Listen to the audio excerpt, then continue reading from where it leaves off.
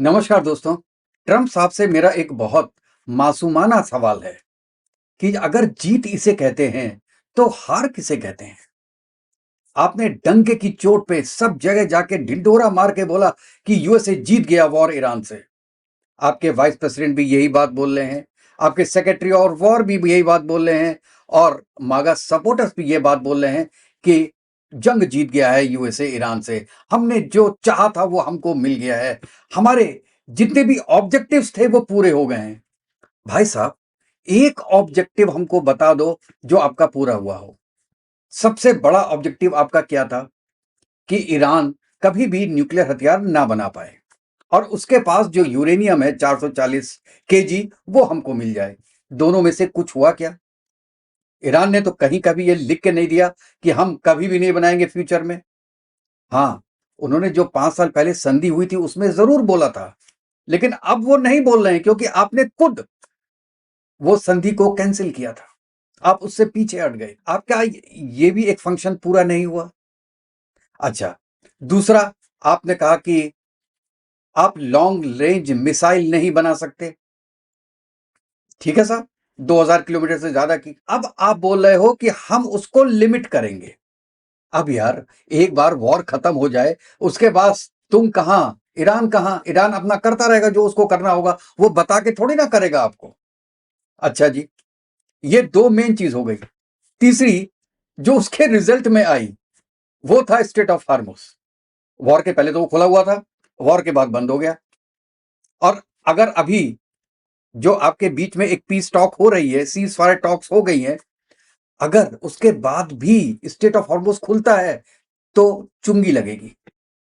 मतलब यह है कि एक शिप को पास कराने का $2 मिलियन देना पड़ेगा किसी भी कंट्री को जो अपनी शिप पास करा रहा है। तो भाई साहब, ये तो पूरा दुनिया का नुकसान करके चले गए आप। आपने पूरी दुनिया का नुकसान नहीं किया, अपना खुद का नुकसान। $35 बिलियन लगे हैं आपके। और ये वो है जो आपके जेट्स खराब हुए या जिनको आपको डैमेज करना पड़ा ईरान में, उसको छोड़ के आपके $35 बिलियन खर्च हुए हैं। तो होता तो नुकसान हो गया, आपने करवा दिया यूएसए का। उसके अलावा आपकी अप्रूवल रेटिंग जो 45% थी युद्ध के पहले, वो आज 33% है आज की डेट। क्या गेन किया आपने?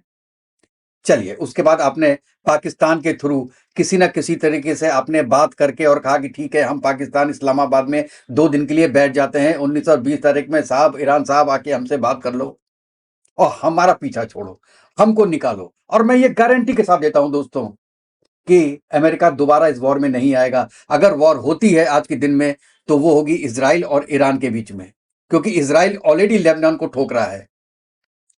अमेरिका कहता है कि जो पीस का जो प्रोग्राम है, जिसके जो पॉइंट्स हैं, 10 पॉइंट जो ईरान ने दिए हैं, उसमें लेबनान का जिक्र ही नहीं है।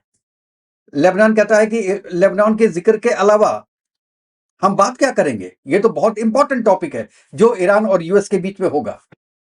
इजराइल तो इसमें पार्टी है नहीं, मेन बंदा आपकी पार्टी नहीं है पीस टॉक्स में।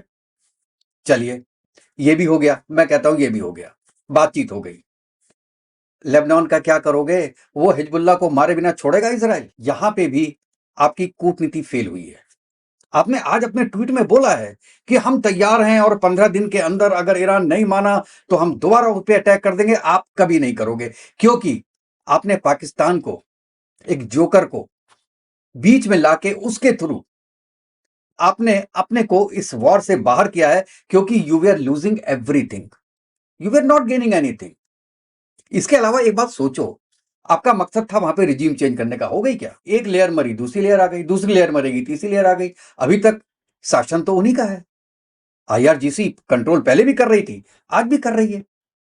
क्या हुआ शासन चेंज करो जी उसके? और जो अब आए हैं वो पहले से ज्यादा कट्टरपंथी हैं।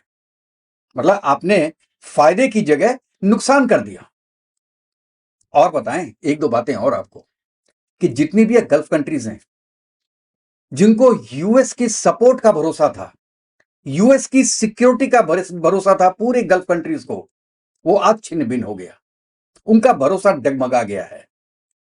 वो कहते हैं भाई साहब, अपना लोहा लक्कड़ उठाओ यहां से और यहां से भागो।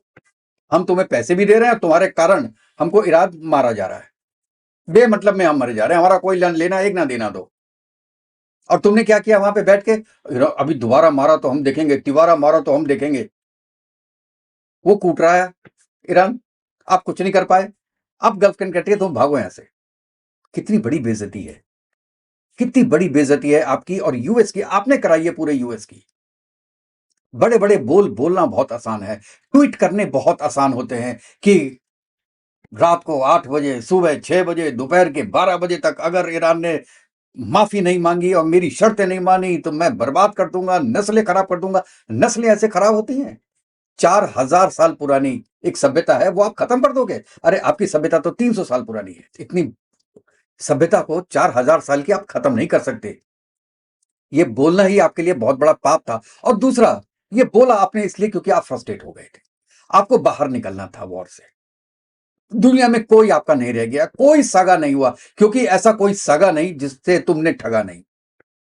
ये कहावत बिल्कुल सही बैठती है आपके ऊपर।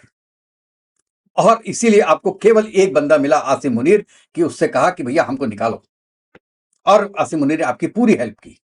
उसने ईरान से भी बात की, उसने जो है वो बाकी जो गल्फ कंट्रीज हैं उनसे भी बात की, सऊदी अरेबिया से भी बात की, पॉइंट लिया। और मैं इसमें पाकिस्तान का भी धन्यवाद करना चाहता हूं यार, कि उसके रीजन से कहीं तो बैठे लोग, कहीं तो कुछ हो रहा है, डिस्कशन हो रहा है, पीस टॉक में कुछ तो आगे निकलेगा। तो इसलिए उनकी जो प्रयत्न है उसके लिए हम थैंक्स पे करना चाहते हैं। और दूसरा कि वो क्यों कर रहा है, इसके बारे में मैंने एक और वीडियो बनाया, आप जाके देख सकते हैं।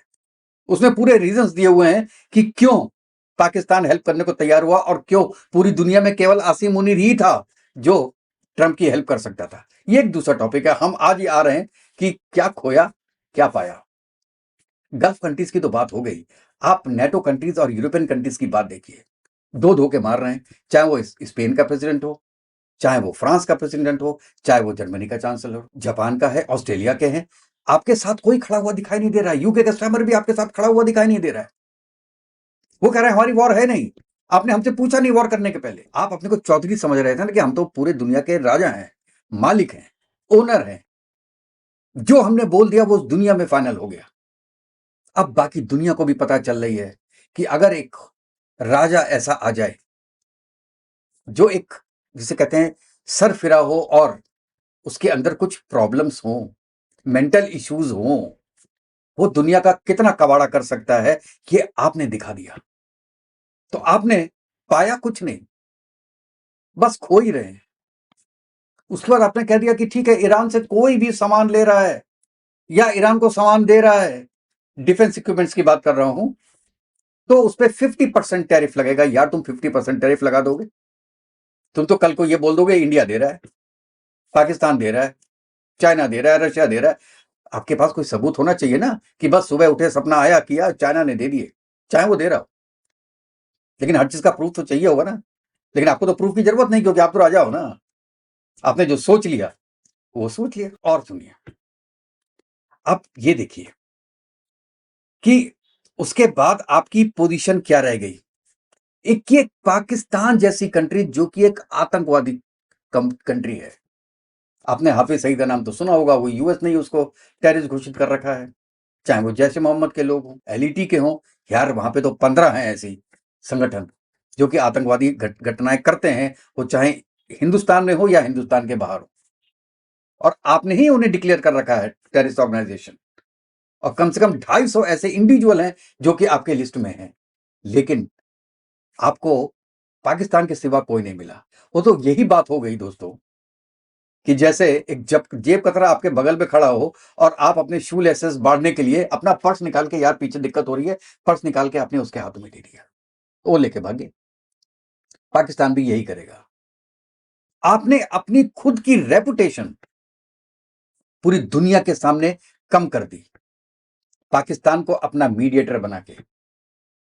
अब वो आपको अपनी चालों से हराएगा, जैसे वो पहले भी करता आ रहा है। वो दोनों दोनों के साइड लेगा, वो दोनों साइड जाएगा, अब देखना। और इसमें भी आपकी बहुत बड़ी हार होगी। तेल की कीमतें पूरी दुनिया में बढ़ गई, महंगाई पूरी दुनिया में बढ़ गई, जो युद्ध के पहले नहीं थी, युद्ध के बाद हो गई। अब जो ऑयल की कीमत है, वो पाकिस्तान से अच्छा कौन जान सकता है, कभी ऊंचे कभी नीचे, कभी ऊंचे कभी नीचे। तो आपको मिला क्या? पहले लोग बोलते थे America is a game changer, ये किसी कंट्री पे भी अटैक कर दे, जैसे कि वेनेजुएला के प्रेसिडेंट को उठा लिया, ये 3-4 दिन के अंदर खत्म कर देता है। उसके पास ऐसे-ऐसे इक्विपमेंट्स हैं, ऐसी डिफेंस पावर है। ईरान, जो कि पिछले 50 सालों से रेस्ट्रिक्शंस में है, कई तरह की कतरनें लगी हुई हैं उसके ऊपर, तब भी 40 दिन हो गए, वो डटा हुआ है और आपको आगे आना पड़ा उससे बात करने के लिए कि आइए हमसे बात कीजिए। वो अभी भी मना करता है कि जब तक लेबनान पे अटैक खत्म नहीं होगा, तब तक हम बात नहीं करेंगे। और अब इज़राइल को भी अटैक बंद करना पड़ेगा लेबनान पे। आज ही अटैक करके 240 लोग उन्होंने मार दिए। वो तो कह रहा है कि लेबनान पे तो हम अटैक करेंगे, हिजबुल्लाह को हम खत्म करेंगे। और मैं आज आपको एक बार रिटर्न में दे देता हूँ, इज़राइल जब तक पूरे-पूरे हमास को खत्म नहीं करेगा और हौतीस को खत्म नहीं करेगा और हिजबुल्लाह को खत्म नहीं करेगा, तब तक वो चुप बैठेगा नहीं, क्योंकि हिजबुल्लाह उसके घर के बगल में है। हौतीस तो दूर है थोड़े, हमास उसके घर के बगल में है। उसको हमेशा डर लगा रहेगा और ऐसा वॉर करने का मौका बार-बार नहीं मिलेगा नेतन्याहू को। और नेतन्याहू की कुर्सी भी इसी बात पे टिकी हुई है कि जब तक वॉर चलती रहेगी वो बना रहेगा प्राइम मिनिस्टर, और जिस दिन वॉर सब कुछ खत्म हो गया, नेतन्याहू विल गो आउट। वो इतनी जल्दी मानने वाला नहीं है। आपकी हिम्मत है तो उसको मना लो। ये इजरायली लॉबी है। तो मुझे कोई भी ये बात बताए कि जीत, आप कह रहे हो कि आपकी जीत हुई है, तो ट्विटर को के अलावा, व्हाट्सएप के अलावा और आपके ट्रुथ सोशल के अलावा आपकी जीत कहां हुई है? एक ऐसा पैरामीटर्स बता दीजिए, एक ऐसा पैरामीटर बता दीजिए जिसमें आप कह सकते हो कि आपकी जीत हुई है। ईरान का नुकसान हुआ है, ये बात अलग है। हौसला उनका फिर भी नहीं टूटा। ब्रिज टूट गए, कई इंडस्ट्री खत्म हो गई, हजारों लोग मर गए, लेकिन उनका हौसला वही का वही है। उनका नुकसान जरूर हुआ है, आपका फायदा क्या हुआ? आपके तो $35 बिलियन लग गए, और प्लस जो आपके इंस्ट्रूमेंट लॉस हुए हैं वो अलग, डिफेंस इक्विपमेंट के। कोई दुनिया में आके बताए। इसीलिए दोस्तों मैं ये कहना चाह रहा हूं कि अगर जीत ऐसी है तो हार कैसी होती है, ये कोई बताएगा हमें? आप अपना बताइए, आप क्या सोचते हैं इसके बारे में? अपने कमेंट जरूर दीजिएगा दोस्तों। और अगर आपको ये वीडियो पसंद आया हो तो प्लीज मेरे चैनल को लाइक कीजिएगा, सब्सक्राइब कीजिएगा और बेल आइकन जरूर दबा दीजिएगा, जिससे जैसे ही मैं कोई नया वीडियो डालूं तो उसका नोटिफिकेशन आपके पास तक पहुंच जाए। तो नेक्स्ट वीडियो में मिलते हैं दोस्तों, तब तक के लिए जय हिंद, जय भारत, वंदे मातरम। खुश रहिएगा, स्वस्थ रहिए।